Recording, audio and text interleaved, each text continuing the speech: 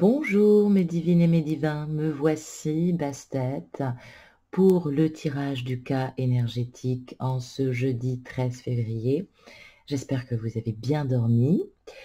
Eh bien, comme à mon habitude, j'ai tiré 2 cartes de l'oracle du chaman mystique.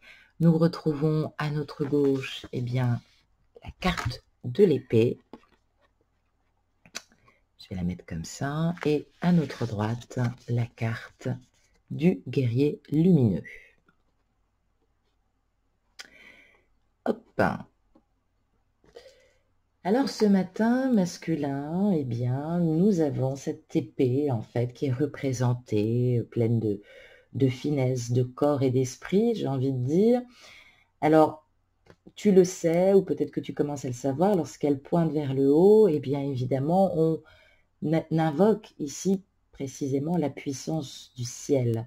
Est-ce que tu implorerais le ciel? Est-ce que tu prends ta force aujourd'hui de ton esprit?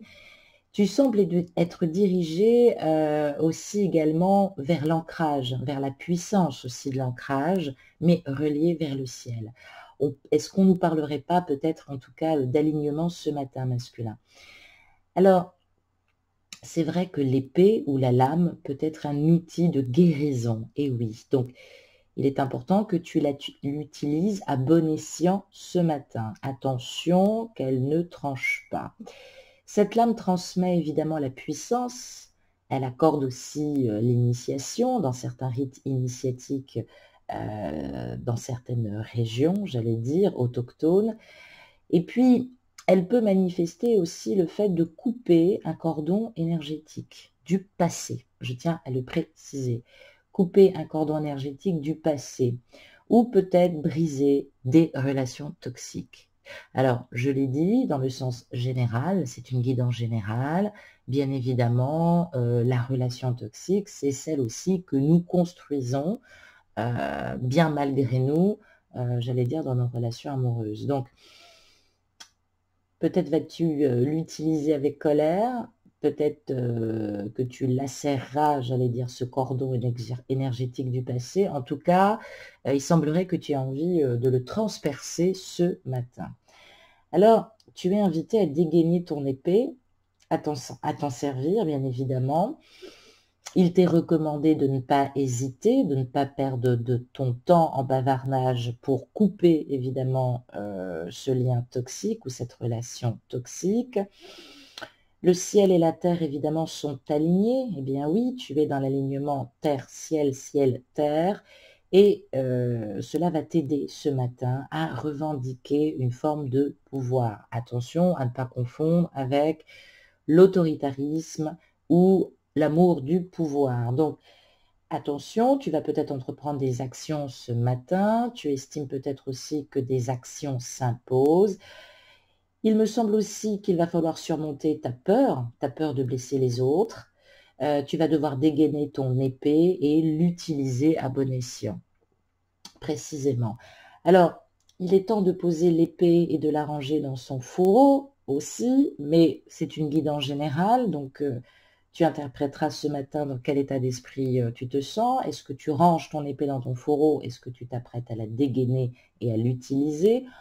En tout cas, ne mets pas ton épée au service des émotions toxiques. Ça veut bien dire ce que ça veut dire. Ne te montre pas tyrannique, manipulateur.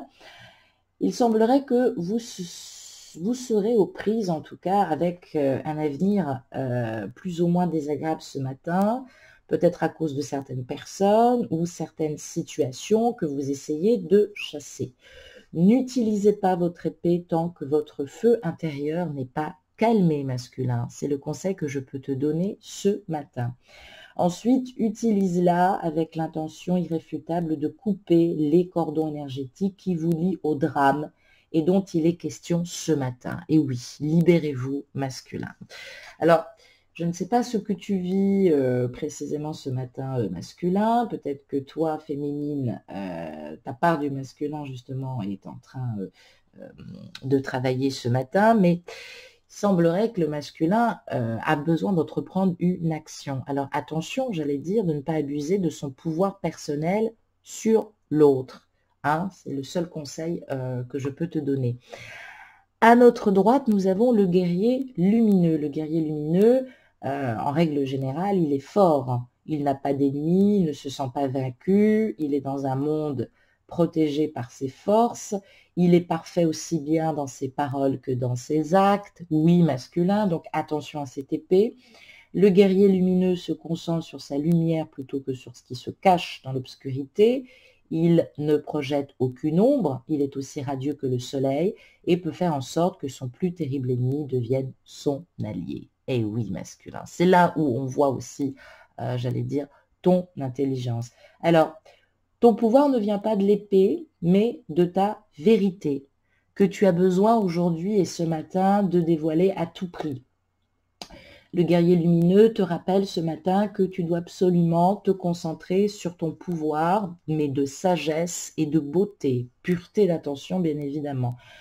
Ne vous laissez pas séduire par ce qui semble faux ou qui pourrait peut-être aiguiser, j'allais dire, un faux semblant ou des faux selfs pour vous ou pour quelqu'un d'autre ou pour tout le monde. Rappelez-vous que l'intention suit l'attention. Alors concentrez-vous sur vos traits positifs, nourrissez votre lumière avec plus de lumière jusqu'à ce que vous vous sentiez vraiment autonome, c'est-à-dire jusqu'à ce que vous vous sentiez capable de reprendre le dessus. Donc, il y aura peut-être pas besoin ou peu besoin d'action ce matin ou dans la journée, mais en tout cas, tu as à résoudre quelque chose et évidemment, tout va dépendre de ce que tu ressens dans ton intériorité. Donc, fais très important. Fais très attention parce que c'est très important. On va te parler ce matin aussi de tes émotions. Est-ce que tes émotions te poussent à suivre tes bas instincts masculins? Attention.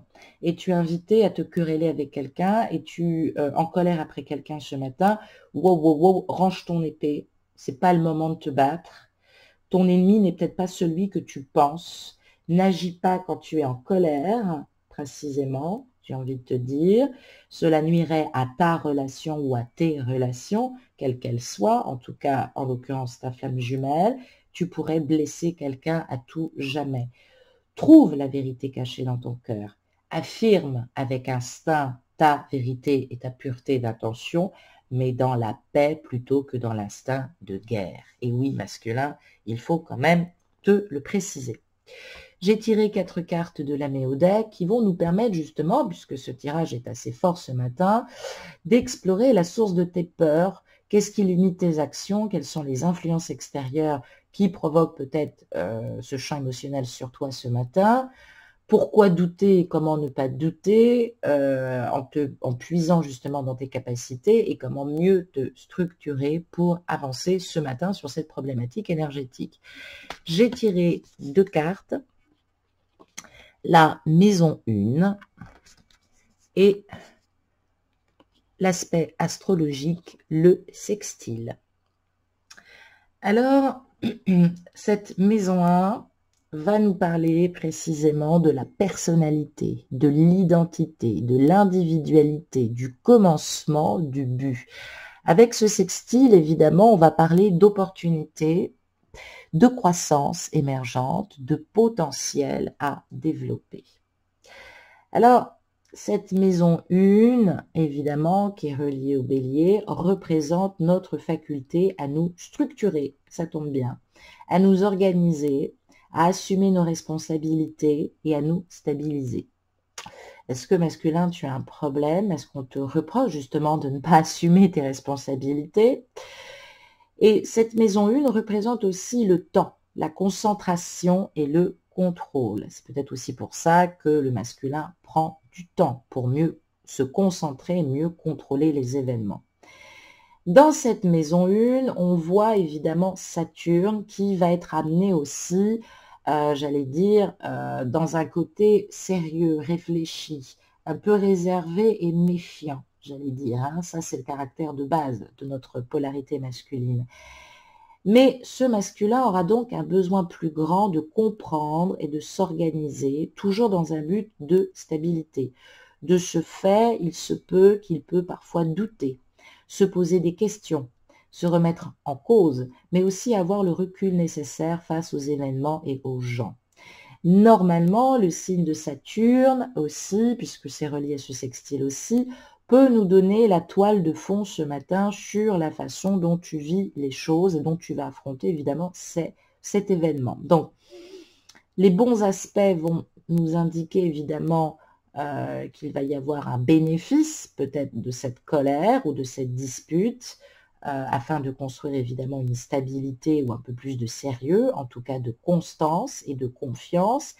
Et puis, par contre, ça peut nous amener des aspects dissonants avec cette maison 1 en sextile et nous montrer justement un côté frustrant, insatisfait que l'on subit. Donc, ce masculin aura alors tendance à se compliquer un peu la vie, à mal s'accepter ou même à être très complexé, à se sentir refoulé. Évidemment, il faut voir l'ensemble du thème astral. Donc, on peut avoir deux cas présentement avec cette maison 1. Alors, évidemment, ça va être influencé si cette maison 1 est dans le même signe que l'ascendant. Dans ce cas, ça va accentuer peut-être un côté stable et sérieux avec de bons aspects. Mais évidemment, si ce n'est pas le cas, si l'ascendant n'est pas le même signe que la maison 1, ou en tout cas, oui, si vous êtes en ascendant signe de terre et que votre maison 1 est un signe de terre, ça peut peut-être vous aider. Si vous êtes complètement à l'opposé, donc j'allais dire terre-air, évidemment, ça peut engendrer de la frustration qu'on va intérioriser jusqu'à évidemment exploser. Oui, par exemple, j'allais dire, si vous avez un ascendant en signe du lion avec une maison 1 en lion, eh bien, c'est le côté autoritaire, dominateur, sérieux, juste, responsable, qui va être amplifié et qui prendra le pas sur une colère injustifiée. Évidemment, quand on a une maison 1 dans un signe différent de l'ascendant, ça va fortifier et modifier en tout cas les mauvais aspects de cette planète. Donc, si par exemple vous avez un ascendant, je ne sais pas moi aussi Sagittaire, bien que vous ayez une maison 1 en Lion, ça va ramener un peu plus d'énergie dynamique qu'on va extérioriser. Alors ça peut être positif, mais ça peut apporter évidemment un côté excessif. C'est pour ça qu'il va falloir faire attention. Se contrôler, se structurer ce matin masculin, diminuer le côté excessif et démonstratif, parce qu'il va y avoir des aspects très négatifs ce matin qui vont passer pour toi, masculin. Alors, il faut regarder ta Vénus et ton Soleil, voir s'il est conjoint à ta Lune. J'ai l'impression qu'il va y avoir un manque de contrôle, en tout cas, sur ces aspects. Donc, attention, attention, j'aimerais pas qu'il y ait une grosse dispute pour qui que ce soit, on va dire, hein. Nous allons regarder comment ne pas douter dans tes capacités, comment mieux te structurer, comment mieux te contrôler. Du coup, j'ai tiré la carte de Chiron. Ah bah voilà, ça tombe bien, on va avoir des réponses. Et j'ai tiré la carte d'Uranus. Je suis en train de me brûler et j'ai tiré la carte d'Uranus. Alors, évidemment, Chiron, je l'ai dit, c'est la blessure qui peut devenir un outil de guérison. C'est le guérisseur, j'allais dire, blessé. Donc c'est important, des fois, de puiser dans cette blessure pour trouver justement la transcendance, pour pouvoir aller de l'avant. Avec Uranus, on va nous parler de changement, de révolution, de coupure, d'originalité, de nouveauté et d'individualité. Donc Uranus étant le libéreur, le guérisseur blessé avec Chiron, Uranus le libérateur. Donc c'est vrai que, pardonnez-moi, c'est vrai que avec Chiron, on est toujours dans cette mythologie du célèbre centaure, être mi-homme, mi-cheval, donc Dieu sait que ça va être compliqué en tout cas à maîtriser, avec en opposition un côté un peu sage, érudit, si on le maîtrise, hein, j'allais le dire, mais principalement, il y a peut-être chez ce masculin un côté, j'allais dire, presque polyvalent, un héros civilisateur qui s'illustre par des talents de pédagogue et qui peut être blessé de manière incurable par n'importe quelle flèche qu'il croit tout le temps empoisonnée. Donc, c'est vrai qu'il a du mal à supporter la douleur, quelle qu'elle soit, physique ou morale. Pour lui, la douleur est quelque chose d'intolérable. J'ai envie de dire que, étant immortel, masculin, en tout cas pour le moment, tu n'as pas encore peut-être ressuscité pour tout le monde, mais évidemment, il va falloir demander aux dieux, je vais te parler en tant qu'égyptienne, il va falloir demander aux dieux justement qu'ils t'accordent cette possibilité de ressusciter et de transcender l'ensemble pour pouvoir passer à autre chose. Donc, évidemment, on parle ce matin de blessures profondes et incurables, principalement. Donc, tu as peut-être une peur inconsciente d'être blessé, d'être manipulé.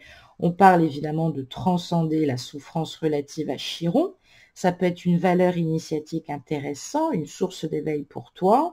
On parle de processus initiatiques, évidemment, qui vont t'amener à être à nouveau sur le cheminement du Képri, hein, pour aller vers ce parcours d'adepte, hein, de nouvel Horus. Donc, j'ai envie de dire que là, la source, elle passe à une octave supérieure, elle te caresse pas dans le sens du poil, elle te demande vraiment d'avoir conscience de certaines choses. Donc, on te demande avec Uranus de conserver, j'allais dire, grâce au ciel, une attitude de noblesse, hein. Donc, attention à ce que tu dis, attention à tes mécanismes de défense psychique, hein. Ça peut être vraiment très dissonant, ça peut engendrer beaucoup d'affliction.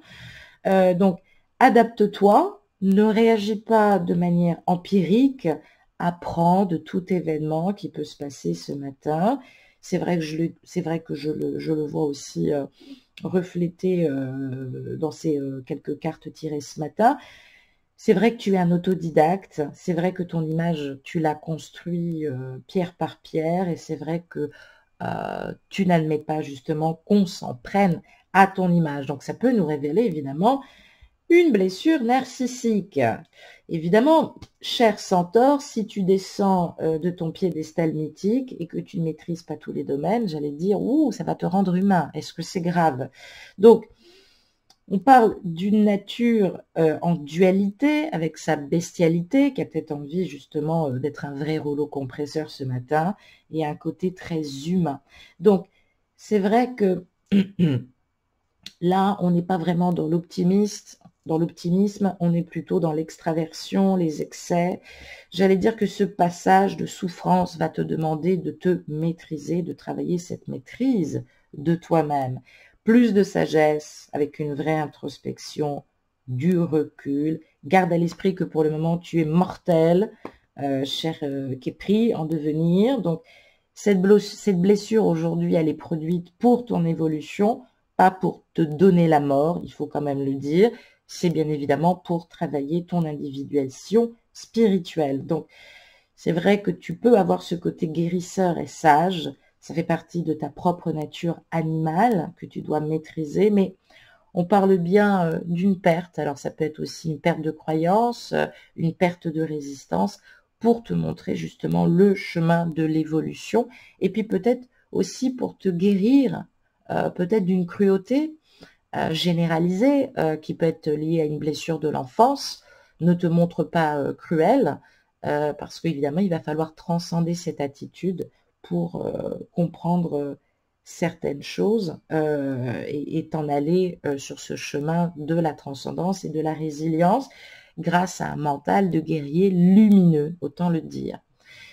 J'ai tiré une carte de l'oracle du grand amour pour connaître bien évidemment si on peut avoir un petit espoir sur le plan émotionnel aujourd'hui dans lequel tu pourrais prendre tes sources. Et j'ai tiré, oh, eh bien, décidément, et j'ai tiré la carte de l'attraction. Tiens, est-ce que, alors donc c'est une guidance générale, est-ce que ce masculin est, j'allais dire, gravement attiré par quelqu'un aujourd'hui, au point qu'il a envie de déchirer, de se libérer de ses chaînes, ça devient de plus en plus pesant pour lui ce matin, ou bien c'est une réaction passionnelle et passionnée qui vont le faire mettre en colère ce matin. C'est pas la jalousie, mais on n'en est pas loin quand même, hein. Il faut le dire. Et puis, j'allais dire que cette attractivité, elle nous renvoie quand même aux deux, hein, à l'appartenance, hein. Donc, on parle d'un élan qui est ressenti évidemment par le masculin. On parle de vouloir concrétiser quelque chose, mais on parle surtout d'un mouvement irrésistible, hein, qui pousse en tout cas, ce masculin vers une vraie attractivité. Donc, qu'est-ce qui se passe principalement dans sa tête? Pourquoi résiste-t-il encore? J'ai envie de lui dire. Je te souhaite une excellente journée. À bientôt. Bye bye.